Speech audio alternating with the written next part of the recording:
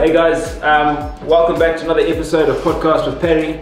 We're very excited to be back again. We got Briana Evigan who's joining us today. Breezy, we're excited. Breezy's just arrived. Poured a gin and tonic nice and early, just to get the blood flowing and the juices going. But guys, thank you so much for your continued support and tuning in. I often get asked, Pari, what's the best way we can support your channel? I think the best way for you guys to support it is please just like, share, and subscribe to this. Even leave a comment. You don't understand how much that helps. So please keep that going. But yeah, I hope you enjoy the content and let us know everything below. All right. Welcome back to another episode with Podcast with Pari. I'm joined here today by Briana Evigan.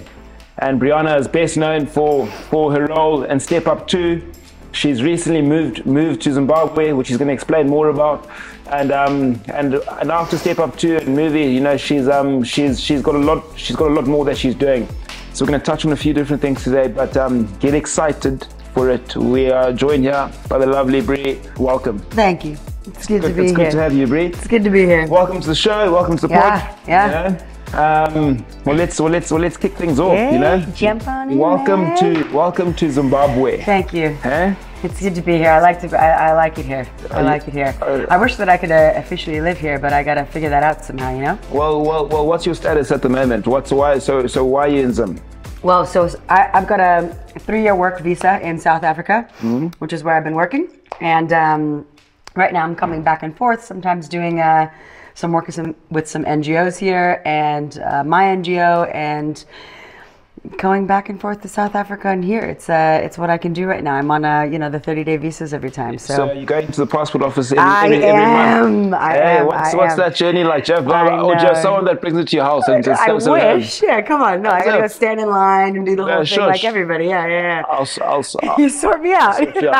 I'll sort you out. Cool. I look forward to that. Got the connect. You know what? We travel so much anyway, actually, that I've only had to renew it once so far. So it hasn't been too difficult. How long have you been based here now? So I've been in and out and back and forth to South Africa, and then a lot throughout the US and other travels for almost a year. Okay. I've been in South Africa for 2, so I'm actually gonna have to get that renewed soon as well. Right. But it's been amazing. That I love the people in Zimbabwe. Do you?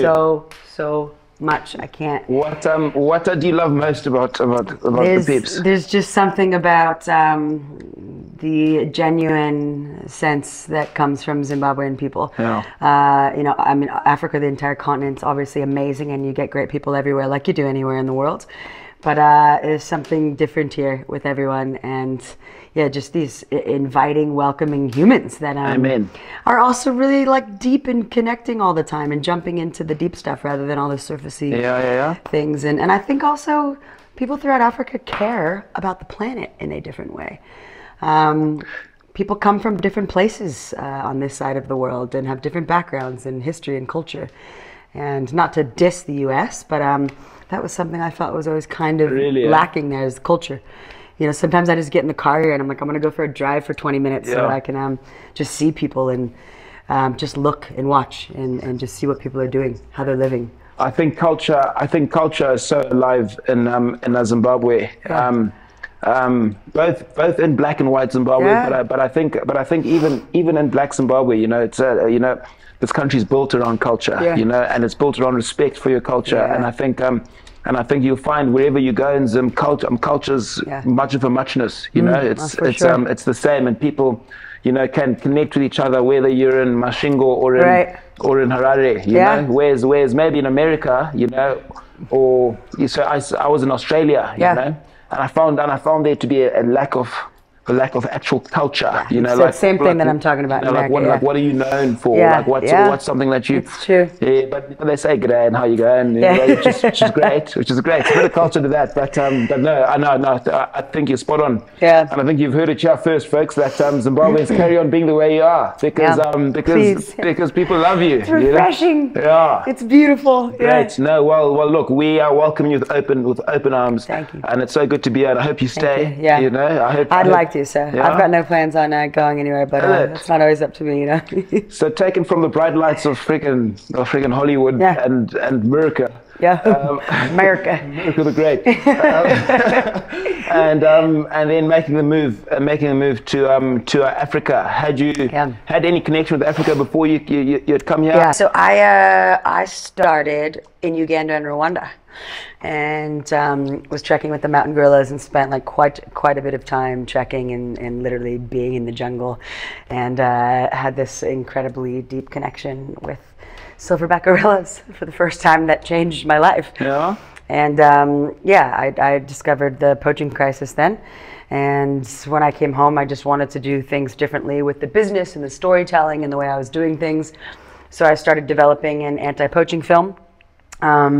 Started directing a docu-series, started going back and forth to all my travels. So South Africa, Uganda, Rwanda, kind of back and forth. How long ago is this, Bri? So this started 7 years ago. Okay. Yeah. So you've had a connection with Africa for the last 7 years. Yeah. Wow. And then 2 years ago decided to make the move. So were you always back and forth between here and America? Yeah. Okay. And I did a lot of travels through Asia as well, and I started seeing elephant abuse in tourism camps, and just all these things were breaking my heart with these animals that have, no voice, are voiceless, and just the way we were treating them, I just couldn't take it anymore. So your heart is big for animals, big, and very, very, very big. Really, eh? Yeah, and something I kept seeing too is like, culturally we all have these huge differences, and we can't tell people what to do. We can't say just because I was raised this way you should do this. It's not fair. To me, it came down to like, how do we have people have a change of heart? How can somebody have an experience happen to them so that they feel something and they want to go do something differently in their life, rather than pressing things down people's throats. You always find it's one thing like educating someone, because you can be educated on the good and bad effects of poaching or littering or whatever it might be, but then to have a change of heart, I often find comes from an experience, like what you said, and only after you experience something do you then be like, frick, okay, or maybe I need to, you might stop littering after you experience, I don't know, your town go down in shambles of litter, or I don't know what it could something be. Happens, or something happened. You're like, geez, well maybe this littering is bad, or poaching is bad. When so my totem is buffalo. Okay. If I was to see all the buffalo in this country be killed, I'd be like, you'd have a problem with it. I got that. Let's stop this. Yeah. So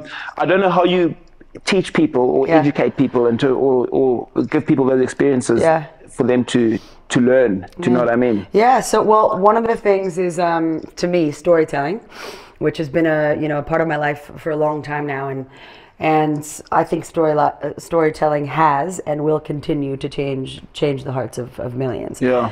Is that through film? Yeah, film, TV, documentaries. Media now. There's so many different avenues of ways to do all of this. It's you can make it up and pick it and put it out there now. You know what I mean? Before it was all selective and you have to run through networks or studios or this or that. But to me, what I'm wanting to do out here too is just film everything we're doing. Film all the projects, film all the people, find the stories in between the lines that we can shape and put out there for people to see, so that people can be affected by it. Absolutely. Because otherwise people, they don't know.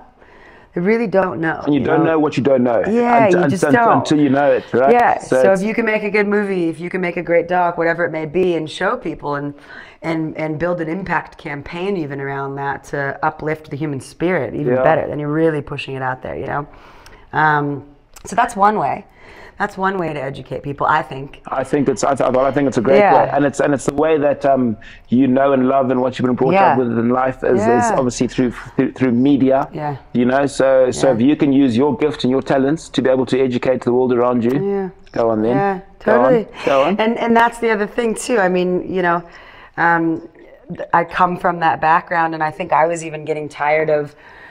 I know I was getting tired. It's not an I think. The entertainment business can be as toxic as anything. And through some of those struggles, I decided I don't want to stop storytelling. I don't want to not be a part of the business. Yeah. I just have to do things differently. So, and that's actually why we created Move Me Studios. So I launched it in South Africa just because that's where we were first filming. Okay. It's a U.S. company. But it's inspiring media that compels action. So it's impact filmmaking. and 50% of all of our net profits that we bring in go back to the areas we're working in. It's a huge way to give back. So Move Me, it's a great way to give back. So Move Me is a film production company, media production company.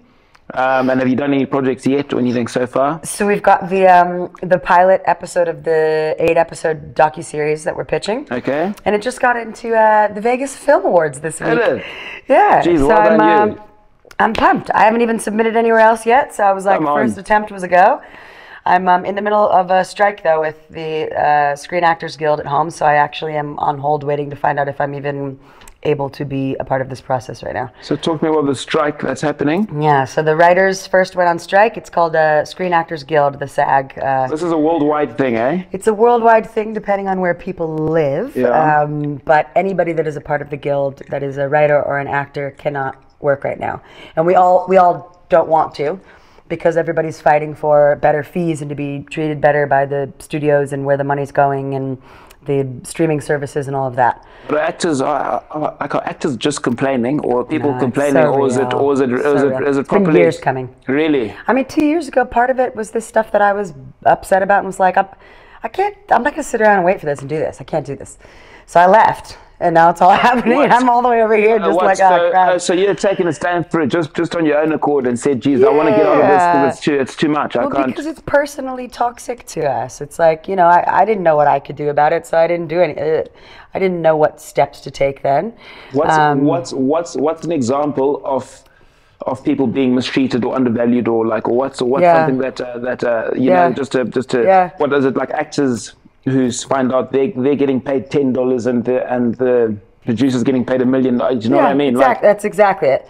I mean, even, you know, publicly, something that was announced, I believe it was Mandy Moore on that awesome show that I love called This Is Us. Yeah. I think she announced that she was getting 60 cents an episode for residuals or plays. What does that equate to? I don't know. So that's under $1 for every episode being played, and she is the lead of a show that she has been on for probably 7-8 years. Yeah.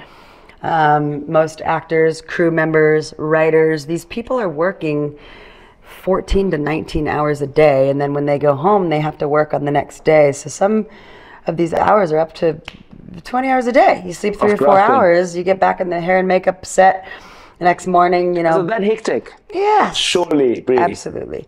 So some TV shows maybe not, because there's like scheduled and family, no matter what. Yeah. Really, eh? I've never done a movie where there hasn't been at least, you know, X amount of days where they end up doing overtime and you're there 17 hours.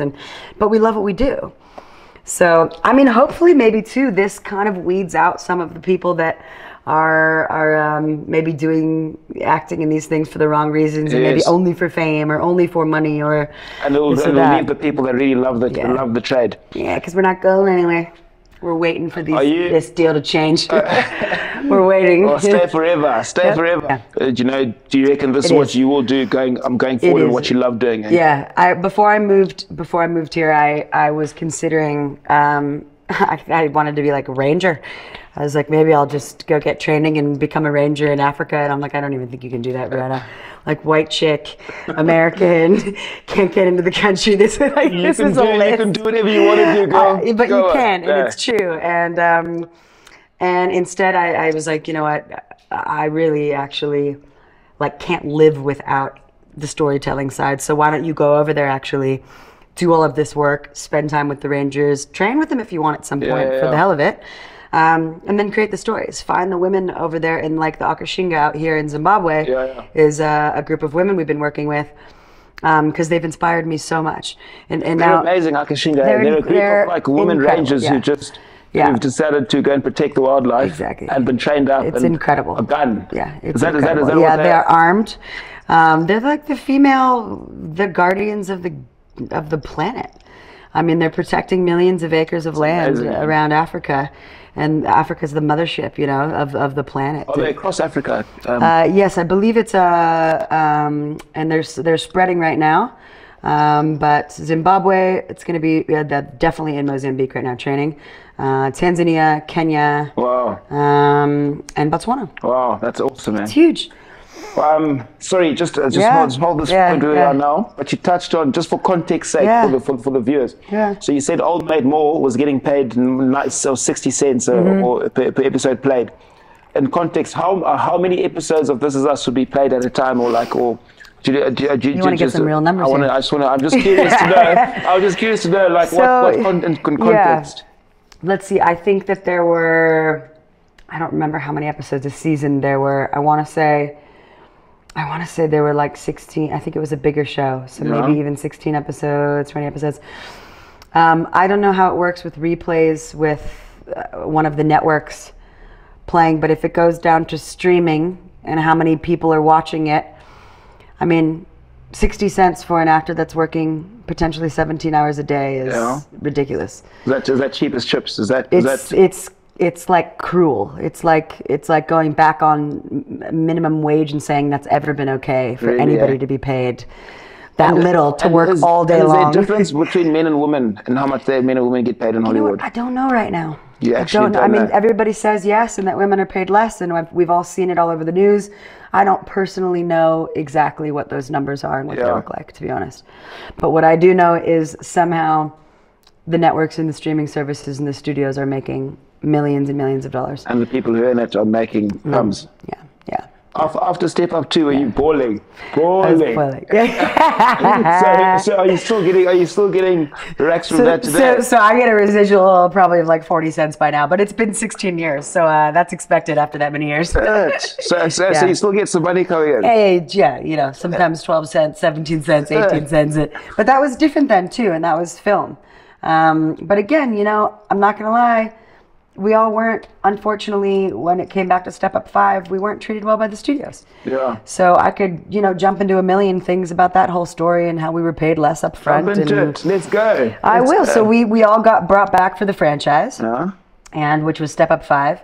And, we all, at that point as actors, were known actors, and everybody had their quotes. And I'm pretty sure most of us, I'll only speak for myself though, said we would do less up front and get a better back-end deal in the box office because these movies were making millions. That's where the money comes from, eh? Yeah, and we all love it and support it and loved working together and want to keep doing these stories together. So if we did less up front, cool.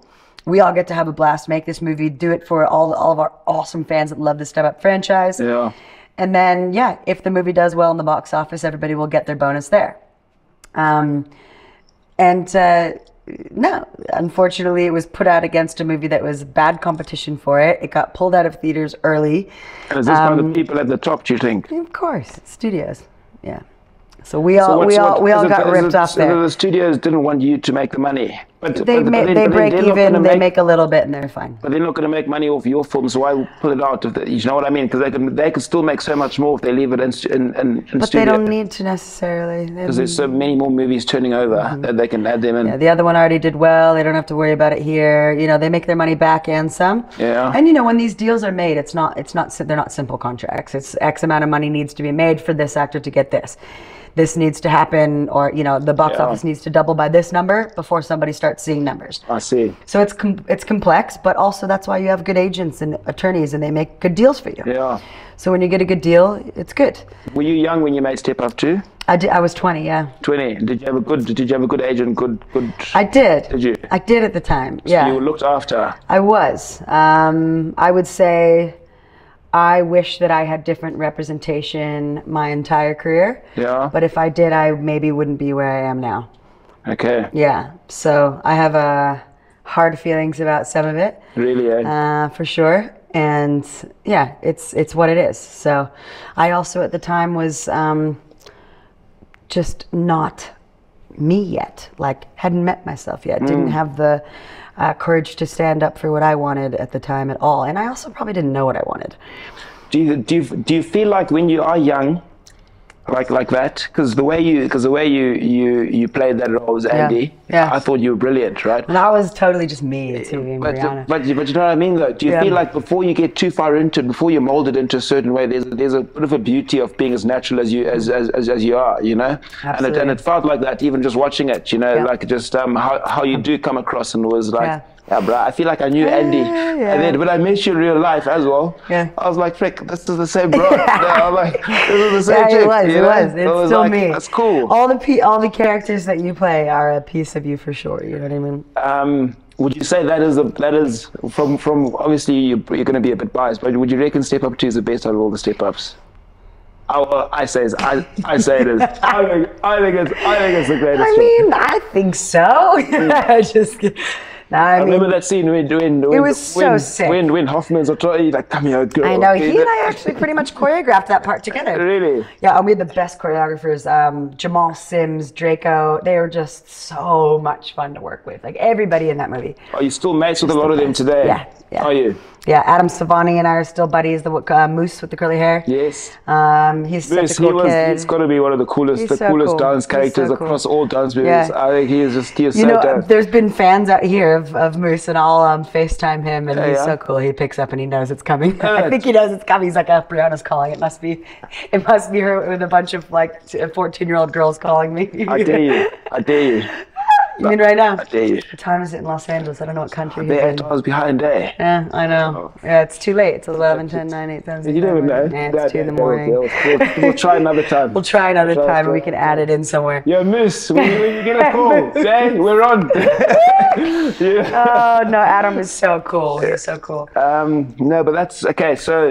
So did you carry on acting after Step Up for a long time, eh? Yeah, so for the next 5-6 years, it was just full-on work, studio films, indie films, horror TV films? series, lots of horror films. What's horror films like? I'm not a fan of horror films. I'm not either. Yeah. Somebody asked me in an interview that I was doing yesterday, actually, because that was named the Scream Queen. Yeah. And I was like, I don't know how that even happened. I don't like watching them. I don't like filming them anymore. I don't know if I'll really ever do one again. Not, eh?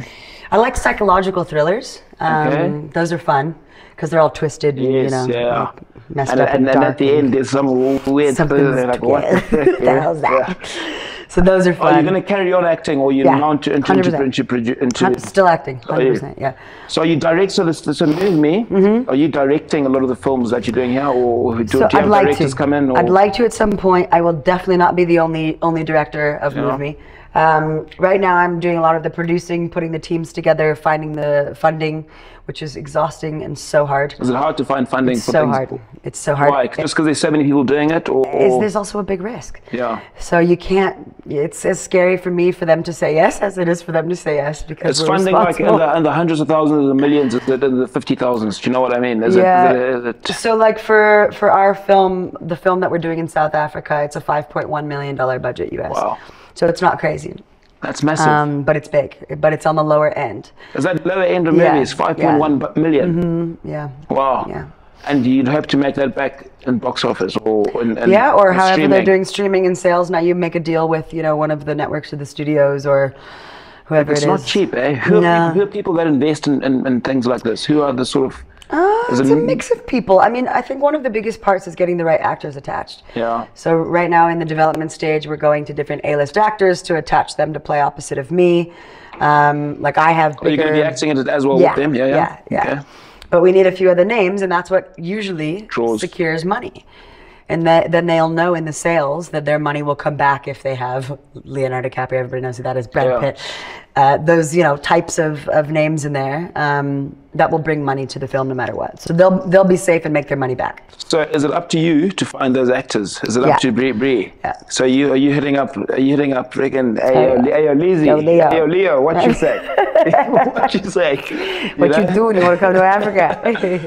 Okay, so that's also quite a task in itself. Is getting the big names to come on board. And then you can hire casting directors to help with this whole process. They cost a lot of money. Yeah. So if you know the actors or you have a close friend that is friends with them, call your friend. Say, hey, I've got this awesome script. Will you send it to them for me?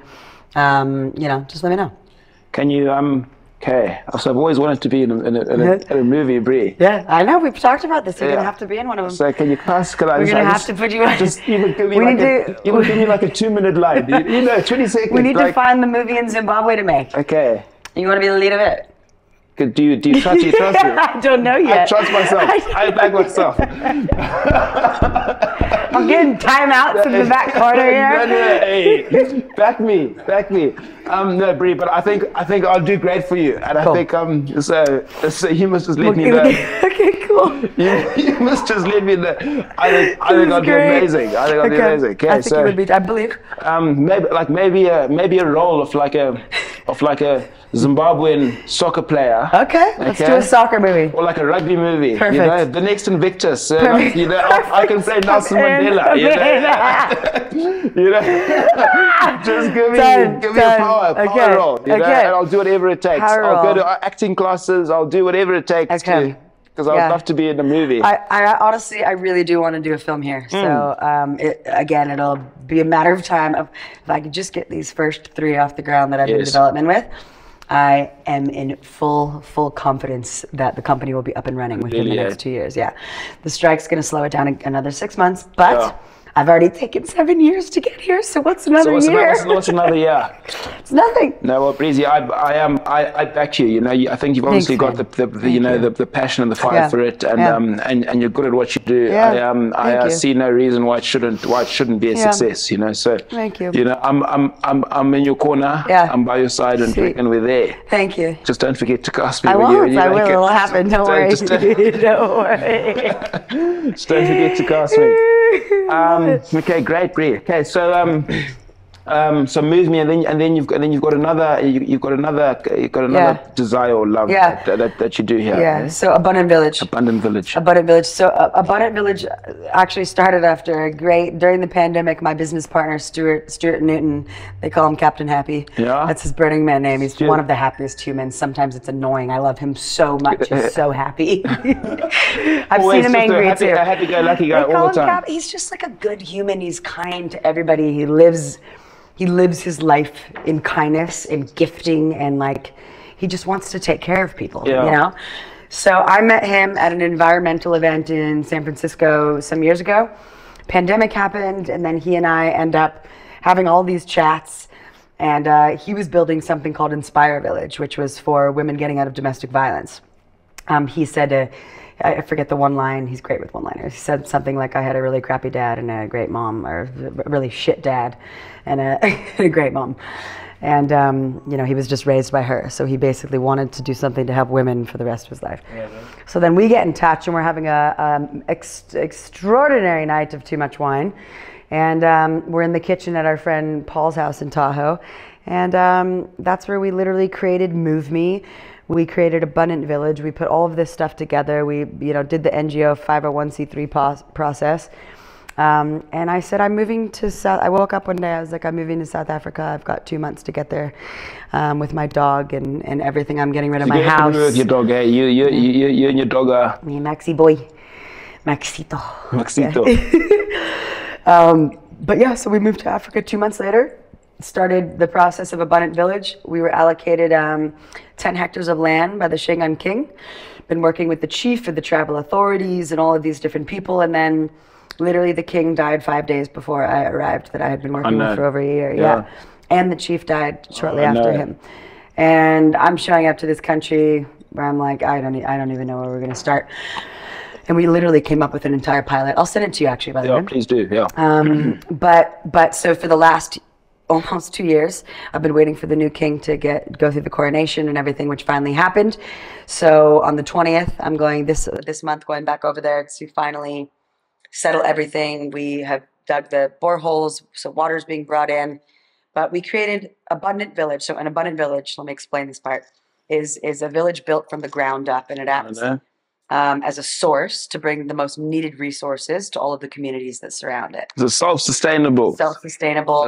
It's enough income for ongoing, because donor fatigue is such a big real thing. Yeah. So if we can get a donor to set up the first village with us, or donors, which is what we're doing now, then everything will run itself after. Okay. The villages include water, food, energy security, housing, childcare, education, job so it's a proper ecosystem in itself, Proper ecosystem. And right now, I mean, we've had the most incredible partners. Like and the whole thing is eco-friendly. So we're building with Rammed Earth, hemp. We've been working with Hemp for Matt in South Africa.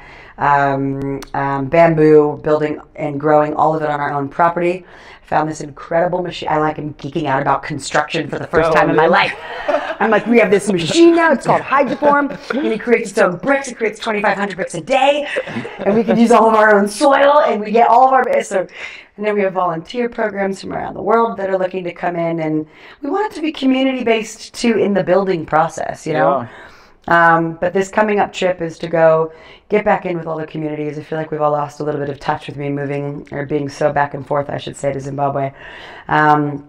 But this is our first pilot demonstration village. So if we can prove this model out, we want to scale and repeat it around the world. Yeah. And our mission is to create or expand 100 abundant villages in the next decade. Really, eh? Yeah. So we've been partnering, like we partnered with IAPF and Akashingan. We just did a project with them. Up in near the Zambezi Valley. What's the other area called? Nungwe. No, Nungwe is in Tanzania, isn't it? I wish I could help you here, Breezy. I'm going to blame the gym. Geography schools. It's in Zimbabwe. We all know where IAPF and Akashingan are. So we did three water projects with them, refurbished 2 early child development schools, and electrified a clinic, a local clinic. Done. So you've done good. It's been so good, and the Australian government is the one that gave us the grant to do that. Oh, really, eh? Yeah. So it was just like completed in 1 month. Boom. Filmed it all of it. Really? Geez, well done. Yeah. What can people who are listening do to assist? Or is it, or if anything? You know? God, could we use assistance? Thank you. Yeah. Yes. No, we'll always need assistance. So our website is moveme.studio. Okay. You can go to that, click on Abundant Village, and you can see all the different projects we're working on. We've got about 9 other ones in the pipeline right now. Different countries, Kalahari, Papua New Guinea, Puerto Rico, just kind of jumping all over the place with people that are looking for this model. Yeah. But what we need to do right now is prove this one so that we can show everybody that it works. We really believe it's going to. We know it's going to. Yeah. So there's donation places, there's volunteering options, there's like one of the biggest things for us too is partnership and introducing people in networks. Correct. So, you know somebody that's interested in this type of philanthropy, then send them our way. Yeah. Like that person then knows somebody or 3 other people. And then we have meetings with those 3 people. And it's just, for us, it's people coming together and it's still early stages. We are in the beginning, yeah. It will grow and it will no, good on you. Thanks, well done. man. Thank you. Pivot again. Yeah. 180. Pivot. Go. Sorry. Yeah. Okay, so back again to Hollywood stuff, all right? Okay, so I know that's from talking to a village like this. Sorry, and everything you're working at, the route I'm taking is a complete. Dude, be yourself. This is your interview with me. Ask what you want to ask. You know what? I'm gonna ask what I want to ask. Ask what you want to ask. I'm gonna ask what I want to ask. Okay, so Reece, I want to ask. Yeah. Directors sleeping with actors in order for actors to get gigs. Yeah. How prevalent and how sort of is that really a thing? I mean, there was the whole, Me Too that happened that was very real. Yeah. I'd say it happens. I don't think it happens all the time. Yeah. Was it ever offered to you? Like did you ever? No. I've never been in one of those really bad situations. I was kicked off of a chair in an audition.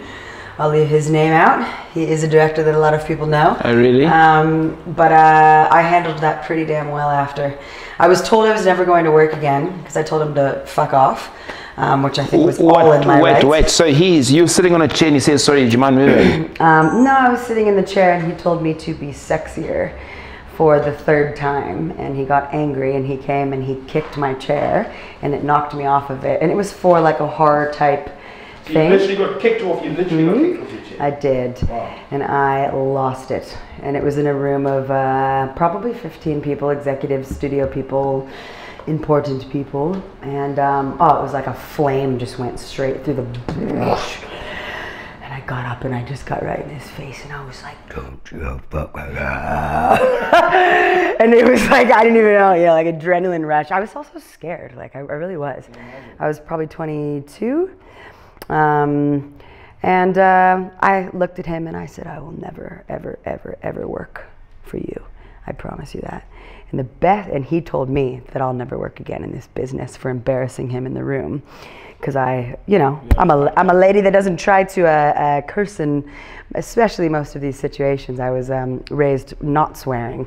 It was really disrespectful, the whole situation, and I lost it too, fair enough. And I called my manager after. I told him what happened. I said, you're probably gonna get a phone call. It wasn't great what just happened. It wasn't great what happened, but this was not good. This must happen to other people too if it happened to me. Yeah, of course. And I've never worked for him, but surely that gains you respect of people who are in the room and watching the scenario. yeah, and who knows? I mean, who knows what people in that room? There were a lot of women in the room too, and I would imagine a lot of the people in that room worked for him, so they probably have seen this type of behavior or worse. Yeah, but the best part about the whole thing was I bumped into him 4 years later at an OPI. It's a nail thing. OPI is a nail company, like a huge nail company in the US. So you're getting like a manicure? No, it was an OPI event night gathering with a bunch of celebrities and people and everything. And it's funny that I really do remember specifically that it was the OPI night, and they had photo booths set up, big fancy evening. And I saw him, and I was like, oh, he's got a new movie coming out. So I walked right up to him and I said, "Hey, man, it's so good to see you." I was like, "Congrats on the next film with the franchise and everything." And he just looks at me and he goes, "Hey, I'm not sure that we've ever met." And he's like, "Blah blah blah." Says his name, shakes my hand. I was like, "Briana." I was like, "It's so nice to meet you." Do you think he was acting? No, I think he literally had no idea who I was. Really? And that just goes to show you how much he would have done something like that. How small people are made to be, and how this stuff goes right over their heads. And this, in that day felt so big for me, and was so not something for him. Yeah. And it's not something that affects me now and stays with me. It's something that I'm like, yeah, that was luckily the only mistreatment that I've ever had. Yeah. Well, that is very fortunate. Yeah, it is. With this Me Too movement, I think it's important for women to sort of speak up. Yeah. But I think it's also you see people, I see men who are completely brought to their absolute knees. I know, which I'm hating that too. And they've actually done nothing wrong, but totally. because someone can say Me Too, and you're going to believe the woman over any man. I know. Then men careers are made to completely They fumble. are, and it's not okay. And to be honest, like that whole thing really did take a turn, and I would never ever put anyone down with what has happened to them, or in the victimizing, all those words that are just so casually thrown around. It's real. This stuff has happened to people. They are traumatized for the rest of their lives when these things happen. But at the same time, I do think that there has been some taking advantage on the side where men are now getting put into this hole where they can't either breathe and feel guys are like awkward sometimes coming up, and I'm like, dude, it's fine, just relax, you're fine. Like, you're gonna be you can touch my arm, we're cool, it's fine. But you know what, sometimes that triggers somebody. But I think it's good for the world to go through this, because it obviously was getting to a stage where it was getting bad. But now we need to try and find the middle ground, because it's correcting too much, and then there's the bad to the other side, right? So we need to try and find that. Were you okay? So you've told me a story before, okay? But about how you found God. Yeah, my favorite story. And I quite like the story. Yeah. And you are in the midst of Pari mountains. Yeah. You know what? I'd rather you tell it. Okay. Because so obviously when you're in Hollywood, did you have a Christian background growing up? I didn't. No. So we did go to church on Sundays for a little while, but I don't think my parents weren't religious, so I think that they thought that we should just go on Sundays because it would be a good thing to do with all of us kids. And the church was down the street, and it was it wasn't like very Christian or very Catholic or anything. It kind of felt more like there was a good sermon. Yes. That told good stories that would be good for their kids to probably. It's nice to learn and teach. Yeah. So nice teaching messages and how to be a better person. Yeah. Sort of things. Totally. Your parents sort of. Totally. And our parents were like, give you the world, pick what you want to do in it. You know, Yeah. like they were just the best. Like they're still two of my best friends. Are your parents very accommodating? Like, be yourself, go, like, Oh, out yeah. there, you Oh, know, yeah. follow your passion, follow your dream. To the extreme. Really? They also let us make our own mistakes, and probably now being a mother, I'm learning how hard this must have been.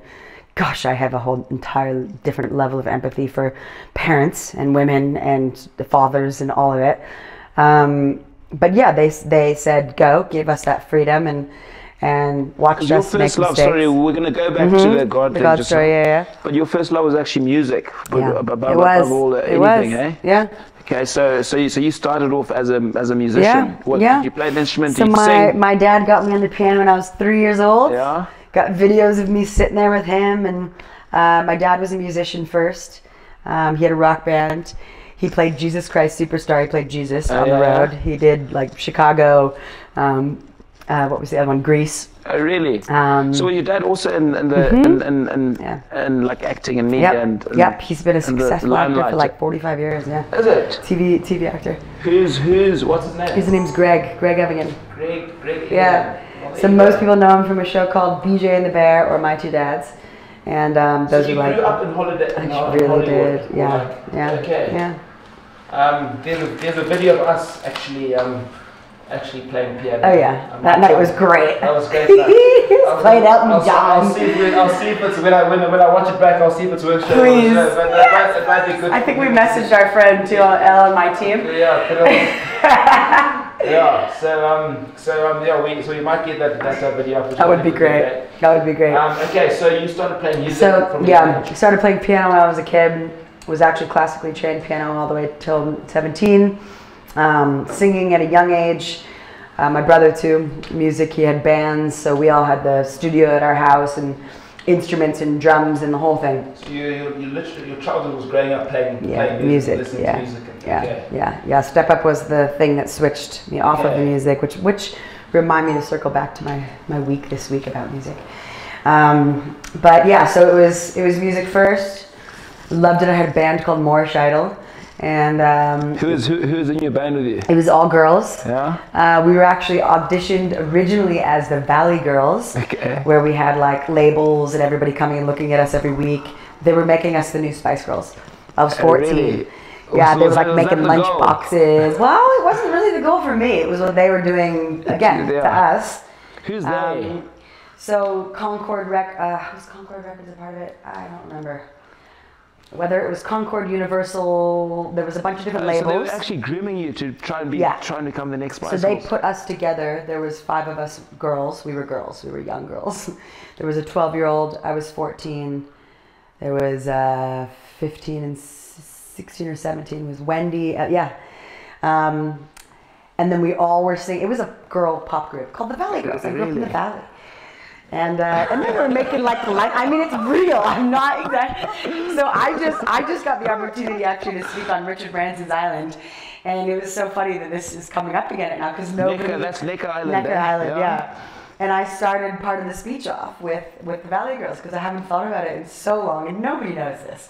But the Valley Girls, can we listen to any of their music? no, because after all of the labeled stuff happened, it's amazing. It was brilliant. Like they were literally making lunch boxes and bed sheets of our like poses and prints. I think I was gonna be Posh Spice. Yeah. I don't know, Yeah, but I think you fit Posh. I think they thought I was quite gonna be well. posh. Yeah. I was like working on which pose was gonna be mine. No, it was so fun and everything about it was wrong. And thank God my parents said no when the contracts came because it was a bad deal. The same, still going on, right?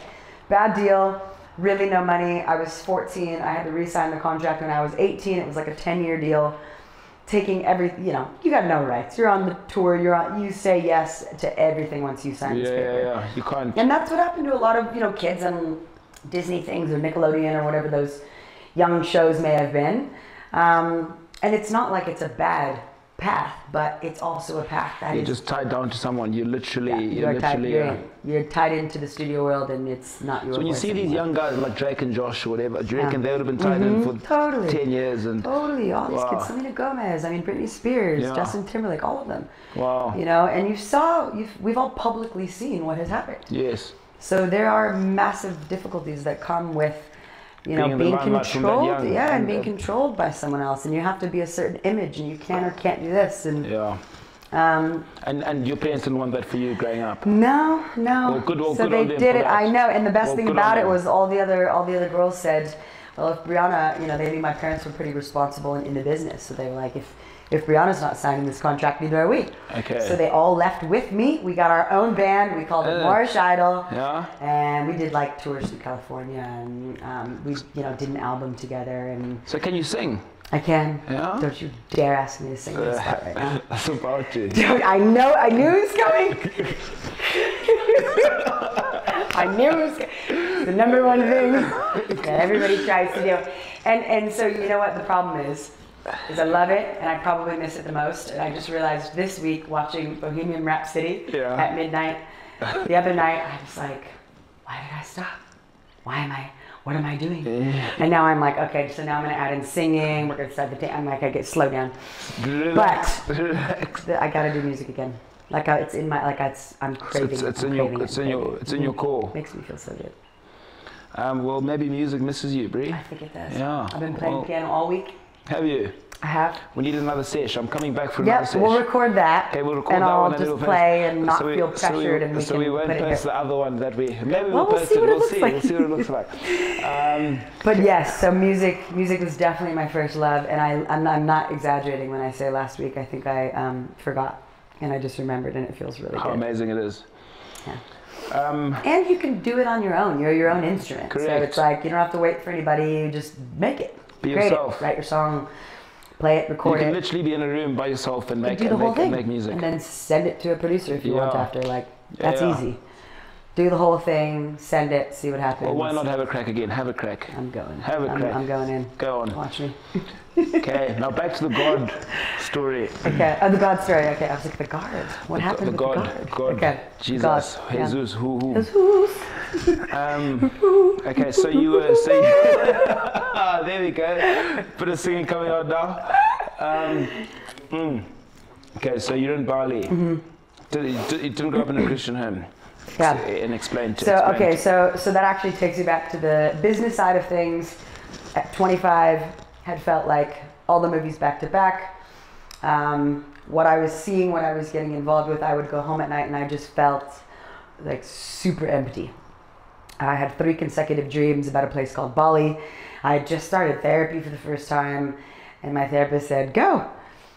And I was like, oh, why not? Like, I guess I could just do that. Yeah. Thanks for the, thanks for telling me I can. Yeah. And I did, and I went one-way ticket, went backpacking for 2 months. 10 days into my trip, I was more miserable than I had ever been in my life. And was like, why did I go so far across the world and feel this much extra miserable?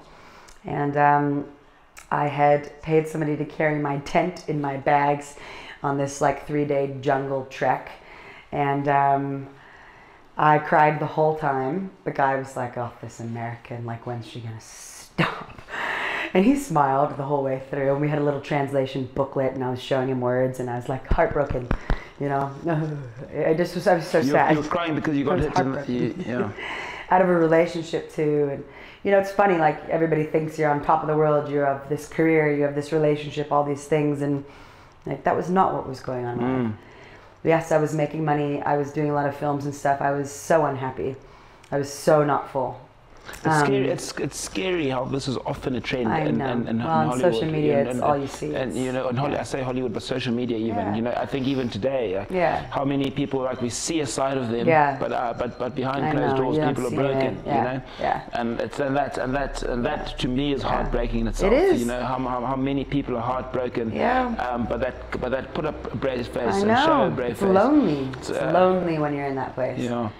Yeah. No, it's true, and loneliness today is killing people more than smoking cigarettes. Apparently, I mean, with what's happened in the pandemic and loneliness of children, and so I was lonely. I was not happy. I did not want to be doing what I was doing anymore, and we go on my 3-day jungle trek, and at the end, like nothing happens, and the guy goes, okay. He could see I was searching for something. But I didn't know that. Was he there to lead you to search? I mean, it turned out he was. Okay. I didn't expect that. He was somebody that a friend gave me a number. Call him. He'll help with all your stuff. I'm in a 3-day storm too. It's pouring rain. Just wet. Just walking through this like, give me an answer, help, help, help, help, something. And I get nothing. So the guy, we get in the car at the end of the trek, and he drives me to this place called Uluwatu Temple. And I'm like, oh, you're going to take me to a touristy temple. This is great. And in my mind, I would, there was a lot of people that would stop and recognize you and take pictures and stuff. And I was like, now I'm going to get bombarded by people. I'm like, I'm not being nice to anybody. And that's not me. I was like, I'm not me right now. Little do I know, he takes me to this place. I walk up this mountain by myself, and he taps me. He goes, go, go, go, go, go, go, go, go, go. And I'm like, okay. And I walk, and there's this big thing of yellow tape, and it says, do not enter in another language, because of the storms that we had just had. And I go under the tape, and I'm like very drawn to go to the right. And it's just deep, thick mud in my feet. I got to take off my sandals literally to walk through it. It's so slippery. And I'm walking, maybe 6 minutes the most. And I walk to the edge, and I just see this massive 300-foot waterfall. It's like fresh water pouring into salt water into the ocean, and like nature all of a sudden was just like a Tetris game. It was like, like everything started making sense. And I was like, oh my God, what's going on right now? And I got this overwhelming feeling and this rush inside of me, which was the enlightenment. It was literally like this overwhelming joy that I had no control over, but I started crying so hard. And apparently people call them the Jesus tears, which I didn't know about. Yeah. I still haven't finished the Bible. The Jesus tears. Jesus. But now I go, Jesus. Yeah, no, but I had these tears flowing, and I was like, I'm not even crying. Like, what's going on right now? And then I still believe that I levitated about this much off the ground, because when I stood back and I looked out, like I actually thought I was lifting. I was like, whoa, if somebody else could see this, they would know that I'm not on the ground. Like I'm literally, like something's going on. It was incredible. It was the most incredible feeling. And then the human in me tried to snap me out of this amazing spiritual moment that I'm having, and says, nah. Because I was like, is this God? Like is this what people talk about? And yourself, and the human will tell you, no, this can't be real. This is, mate, you're having a laugh. Yeah, this is not what you think, cuts me off. And I'm like, yeah, like the negative, all the negative stuff, just the critic comes in and tries to attack it. And sure enough, I think this bird gets sent. It was like this massive, literally like the size of these, bigger than these lights, like maybe both of them together. Black, prehistoric looking bird just flies by, and I can still hear it. It was like, and it just passes, and I was like, what is that? Yeah. And then to me, that was the message, like, no, I am here. This is real. This is happening. You're not making this up. You're not crazy. Yeah. And you are, if you are connected to this, and this source is real for you right now, you are on the path. You're on the path for the rest of your life. Trust it. You've got to chase this, and this Trust is Trust it. You don't have to be lonely ever again. You may be alone, but you don't ever have to feel lonely again. And that's actually why I got on my fiance and I have the triangle, because I always had the source, but I didn't have the partner. So there's like the human form and the God form, and I called it God. It was like I don't tie it to religion. It's my language and my relationship with the Creator, to me, that has guided me for the last 11 years since that day happened. Wow. That day, I walked down that path and I ended up on an elephant's back. The worst place to be when you learn about elephant abuse in tourism camps and getting beat, you know what I mean? Yeah. But I was also like, dang, I just got led straight to my life's work for the next 11 years. I had no idea. Bria, I think. Do you know what I mean? Like this was the greatest day. So thank you for bringing it up. No, I'm so glad that you did bring it up. And you know what, Pari, this is an example of what we originally started talking about. If you don't experience it, how can you believe it? How do you know it's real? Absolutely. Right? And you and I mightn't have, you and I might not have the same experiences or the same beliefs, but also I can't believe you to believe in the same thing that I believe in if we have not had the same experiences. No. So I think it's one, I think it's important that all of us, whether you call him God or Buddha or Allah or Jesus or whatever you call him, I think it's important for all of us to have something that we look up to, and something that gives us a grounding and meaning and hope, right? Yeah. I think it is important to have a faith, but I don't want to dive too much into that. But I'm so glad. It's helped me so much. You know, and I can imagine it has. And when you talk about that experience, it's so, you know, it even hits me now, even still hearing that, you know. Changed my life. And I'm glad that your life has taken a change of direction since then. Not to say what you're doing was bad but I'm just saying it's just nice that you found your purpose and your meaning, you know. So take it by you. I'm glad, you know. And it's nothing to do with any of our human hands or power or anything or any man can say or do. It's just it's that connection and that. Made my life better. I'll say that. Really, it's like, you're right. You can't push it on somebody, but man, if you knew how good it got. Amen. That's exactly. I think that's why people want to share so much. So hard before, You know, it's like people want to share. It's like, geez, I'm not trying to push down your throat, but if you know how much it's changed my life, it's like when you have a good burger at a place. You know, it's like joy is not fully complete until it's shared, right? So you want to go and be like, frick, I've just had a good burger at Burger King. You know, you like go and try it. You know, have a crack at it as well. You know, you want to share your experiences, and I hear you. Bri, I think you've been so. Do you know what I've gathered from our conversation today? How much of a great storyteller you are, and you could tell that, like, film and storytelling, you're meant to be. Just even just the way you like switch between accents and sounds and noises, and like you get the message across. You know, I think you're so amazing at it. You know, and I'm so glad that you got to come on and share with the people. You know, just a bit about yourself, a bit about Hollywood, a bit about what you're doing with Move Me, and the good you're doing for Africa. In Africa. Thank you. And I hope that the viewers who are listening can find a way to show you support and love. And we'll do more when there's other more stuff things going on. When there's more things going on, when some of the other projects are active. It's great to talk more. So can I ask you a question now? Go on. So, Pari. Yes. It's the first guest that's ever. Why are you doing podcasts? What do you want to be doing in your life right now? What's tell me about you. Wow. Just for a second here. Well, thank you for asking. Geez, that's probably put me on the spot, eh? I think. Welcome to life. Yeah, Bri. I think for as long as I could remember, my biggest dream is to be a talk show host. Okay. And I grew up watching Ellen DeGeneres and Jimmy Fallon. Like Ellen was my number one, you know. Awesome. And I used to see the joy she would give to people, and how happy that people would be. And obviously there's a bit of controversy around Ellen now, but still, it doesn't change how I feel. And I used to be like, geez, I want to. My dream is to one day have Will Smith and David Beckham sit on this couch next to me, you know. I've got a love for people. I've got a love for learning about people, but I also just want to do my bit in doing a bit of good to Zimbabwe, allow Zimbabweans to tell their story. But I want to have fun with it.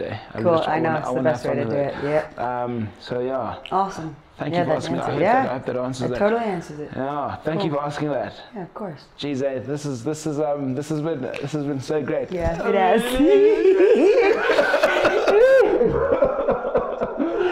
I'm proud of you, man. You've been such a good friend being here, so thank you. No, thank you. You're a rock star, and we look forward to having you back, and all the best with everything. And we'll play some piano and record some. Good people, Pari here from Podcast with Pari. We just wanted to give a great big thank you to Hayley and her team at Grosvenor House. This is where we film all of our episodes. They've been so accommodating to us. They have been great. They really are a home away from home. If you ever need a place to stay or a venue to use, please get in touch with them, and I know they will do you great. I look forward to seeing you guys here for the next episode. Cheers, ciao, bye.